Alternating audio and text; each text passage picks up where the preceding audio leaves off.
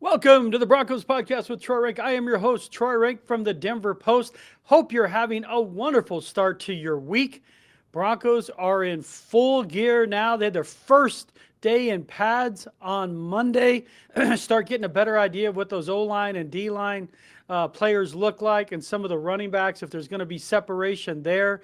But so far, been a very business-like approach to this camp. You can sense this team isn't hoping anymore. They're believing. And when you believe, at that point, it becomes about the details, taking that next step. And they have a real good chance to do that when you keep your best players happy. So the big news on Monday, Courtland Sutton got paid.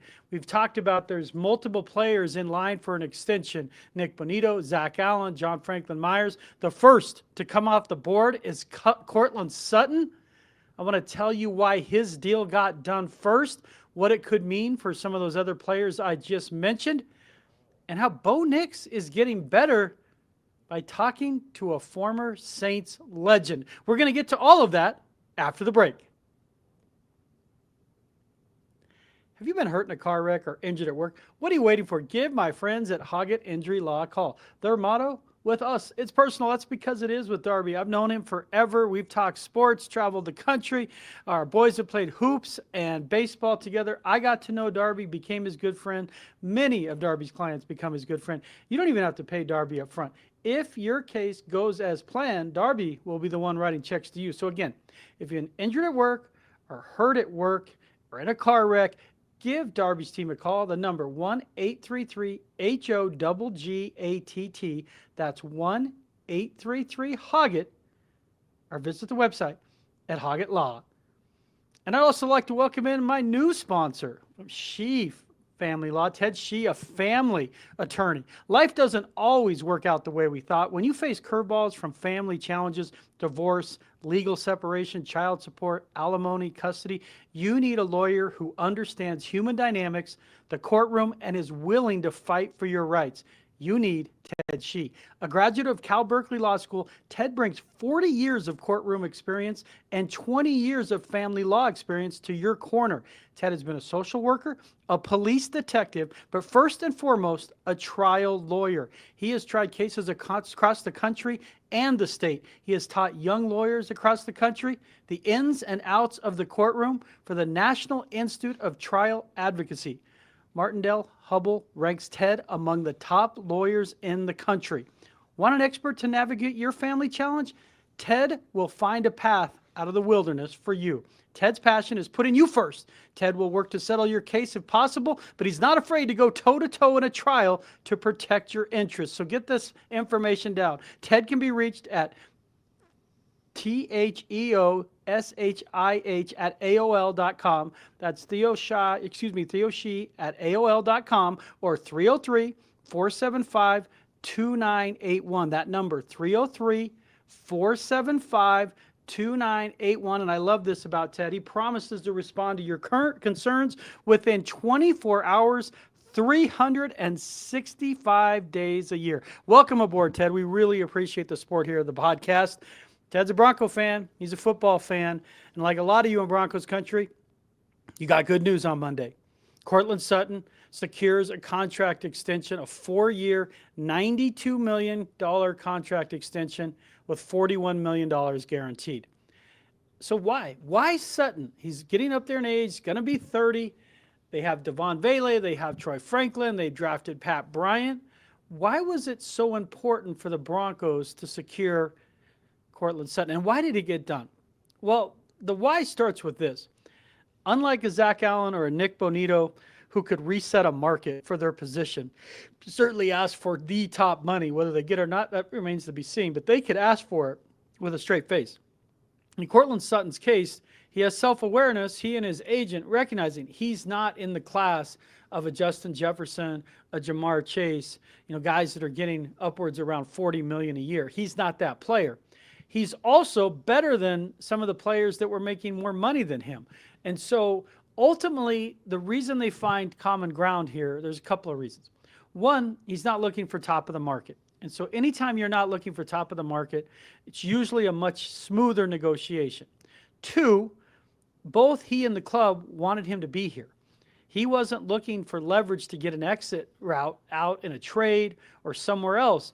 He's been through the hard times, basically 13 quarterbacks before Bo Nix. He sees stability. He sees a place that this is where he's been since he was drafted out of SMU as a former two-way. He was a basketball and football player, but he's grown up. He's grown. He's been married here. He's putting roots down here in a lot of ways. And he's talked about wanting to be a Ring of Famer someday and certainly wanting to win here. And he did that last year. So, and he's been a captain, I think 4 years, if I counted correctly. He is a leader in that room. So he's a leader. He's not asking for top money. And he's a productive player for Bo Nix. And think about this. And Parker Gabriel had a great analysis piece in the Denver Post today about this. But through week 7, Courtland Sutton is at like 277 yards. It feels like he's barely contributing. And in that game against the Saints, they win easily. They run the crap out of the football, and he has 0 catches and 0 targets right near the midpoint of the season. And you've got to think, hey, man, his future is up in the air. All he does over the next 7 games is put up huge numbers, including 4 touchdowns. He had back-to-back 100-yard games during that stretch for the first time in his career. And Bo Nix clearly trusted him on 3rd down and in the red zone. All the way back to the Bucs game, back to the Jets game when they upset the Jets on the road, where Sutton, that was a terrible day passing, but there was a touchdown to Sutton there. He became his go-to target. I mean, you're talking about a guy who had 135 targets. The next closest receiver was in the 50s. So why did he get paid? Bo Nix, you do not want to stun his growth over a couple of $1 million for Courtland Sutton. Courtland Sutton wanted to be here and wasn't asking for top of the market. And Sutton had a template to work off. That was Calvin Ridley. With the Titans when he left Jacksonville and signed. Now remember, and I wrote about this at the Combine, and I know you all read all my stuff, and I talked about it, I know, on the podcast, but that was a template for what was going to happen for Sutton if a deal was going to get done. It puts him in, ranks 18th overall in AAV at $23 million. So he's above a certain tier of receiver, a little above kind of the middle class receiver, but he's not in the elite. That's kind of that sweet spot for him where he falls in terms of the Broncos payroll and where he falls in the league. But Ridley had the leverage of free agency. So you have people bidding on you. When you don't have that, you don't have the leverage. So Sutton's only leverage was not to participate in all the 11-on-11 drills early in camp. And it wasn't a hold in, but he clearly was holding back a little bit, if you will, and not participating in everything to avoid injury. And he knew, obviously, that it was close to getting a deal done. Sean Payton admitted it. They're talking about Sutton, hey, it looks like he's not doing all the drills. Monday, Payton's like, yeah, because he's on the verge of getting a new contract. And then a couple hours later, boom, 4-year, 92. Again, $41 million guaranteed. So this keeps Sutton, because it's a contract extension, and he didn't have any guaranteed money. That was the issue. You're asking, well, he's going to make $50-60 million this year. What's the big deal? He didn't have any guaranteed money moving forward. And that's everything in the NFL is the guaranteed money. So when you hear of a contract reported, really the only thing that matters, frankly, and the other things matter to the agents, the only thing that matters is guaranteed money. The agents really lock in on the AAV, the annual average value of the salary, but most guys, frankly, don't reach the term of their contract. They don't fill out the term of the contract. So in Sutton's case, you're talking about an extension. He's going to play this year, 2025, on his current deal. The extension kicks in, and it's $41 million in new guaranteed money. So that's essentially 2 years. It's a 2-year deal. It's very similar to Bowles. When Bowles signed, 3-year, $75 million, around $40 million guaranteed as well, that it's a 3-year deal. It's a 2. Sutton's is a 4-year deal that's really a 2.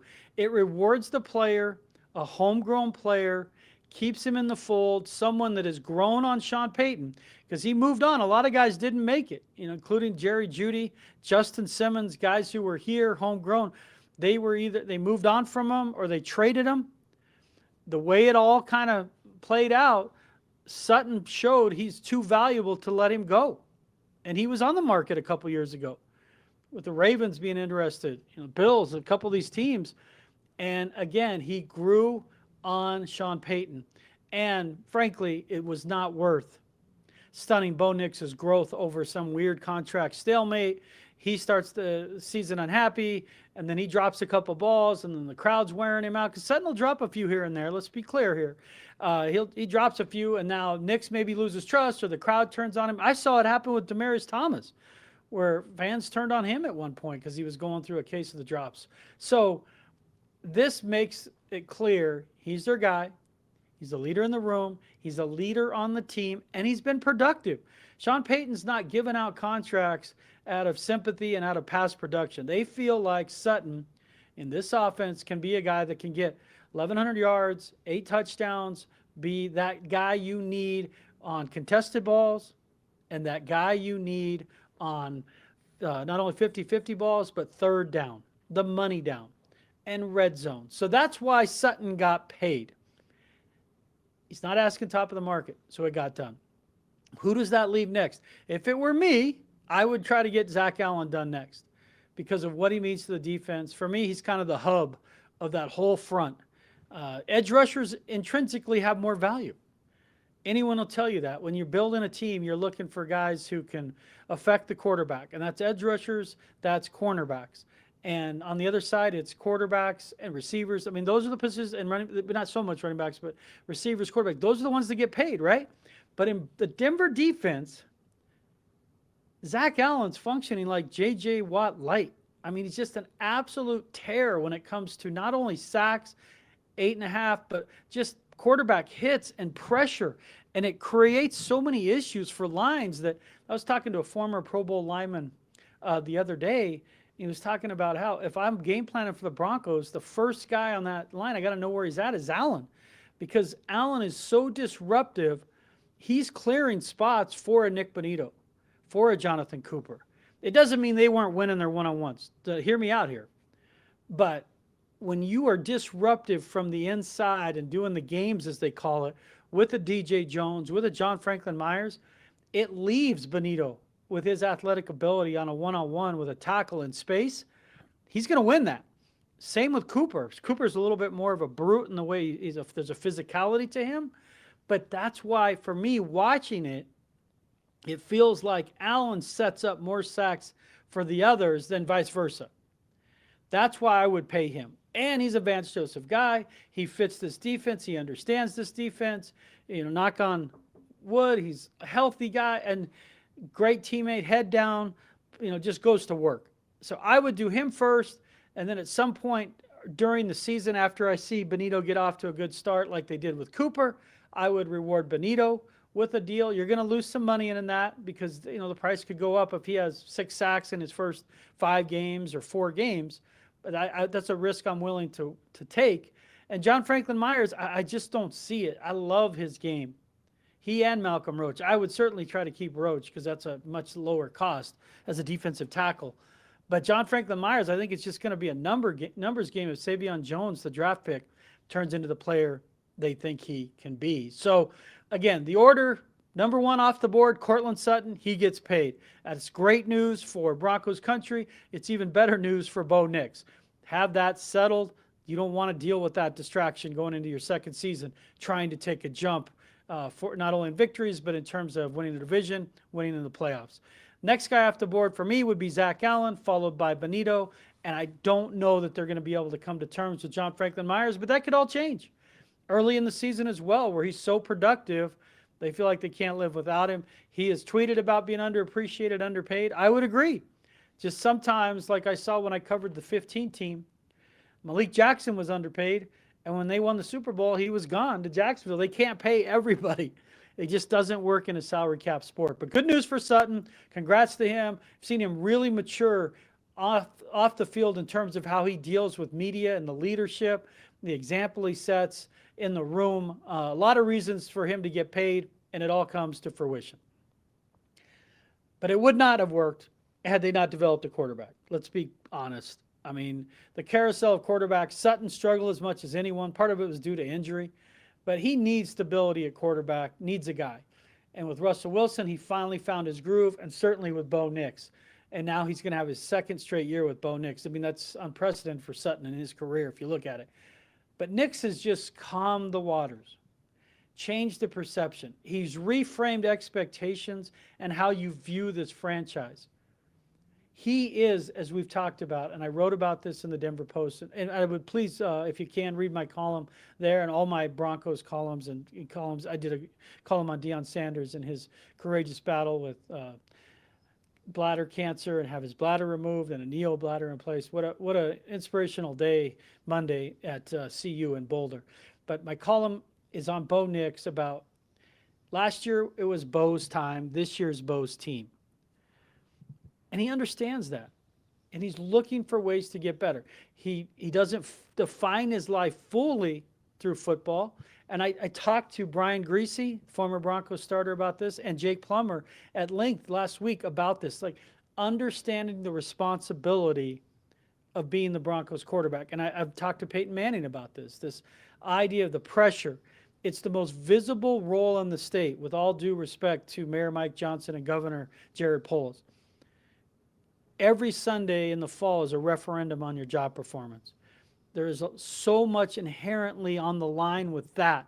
Can you handle that, both on and off the field? There's a different level of scrutiny. The fans, Broncos country, they want to embrace that player.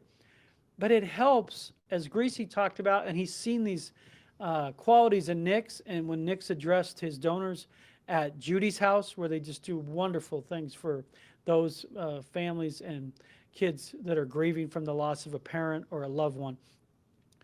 In that setting, Nick showed just how much kind of he gets it, his maturity.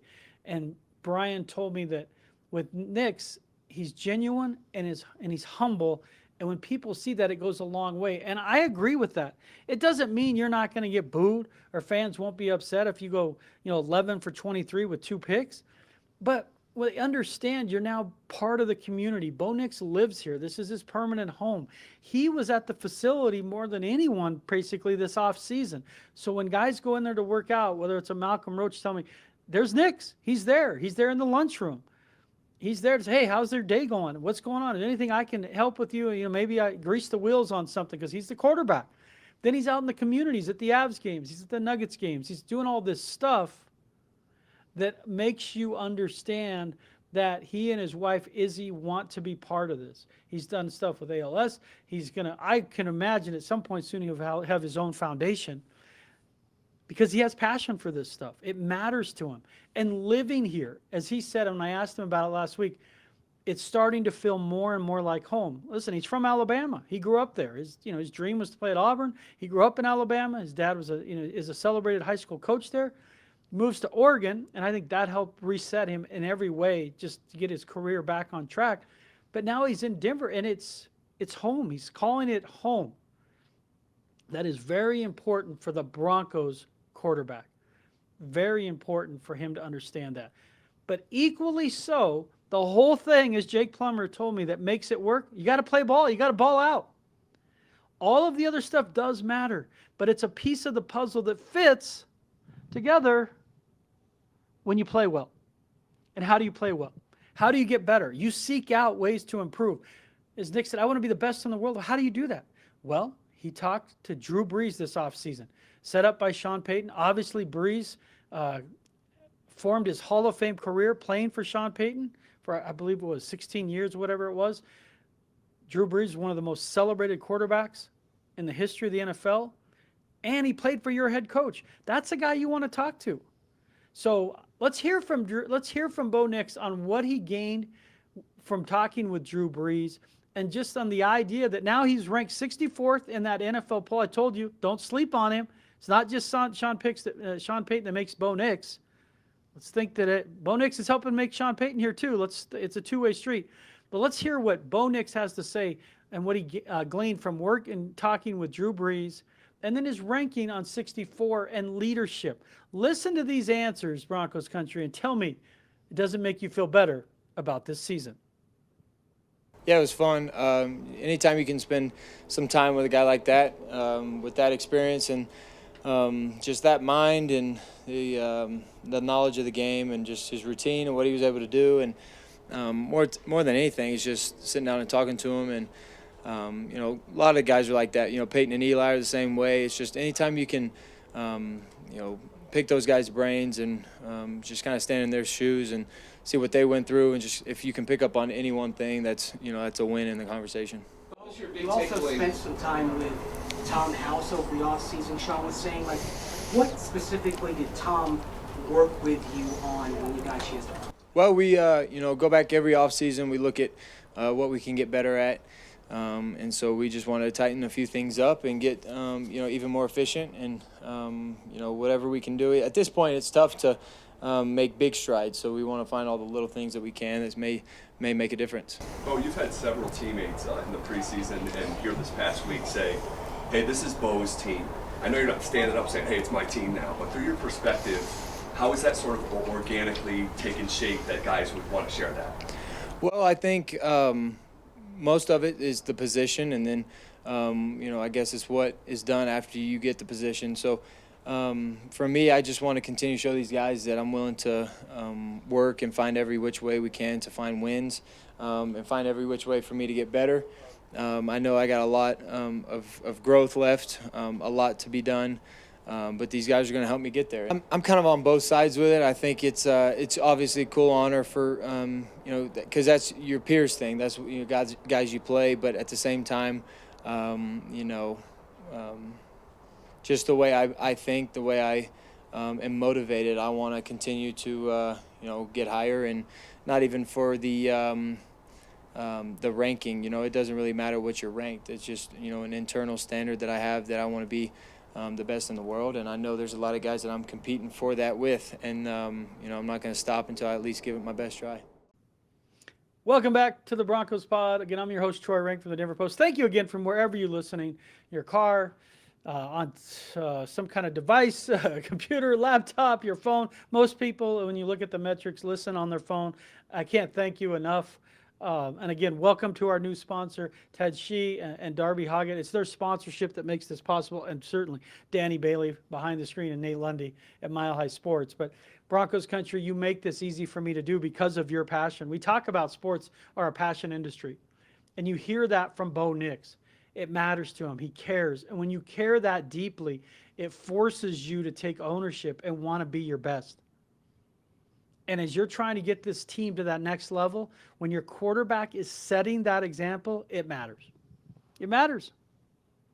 So let's do a quick look at where camp is so far. A couple of unfortunate injuries.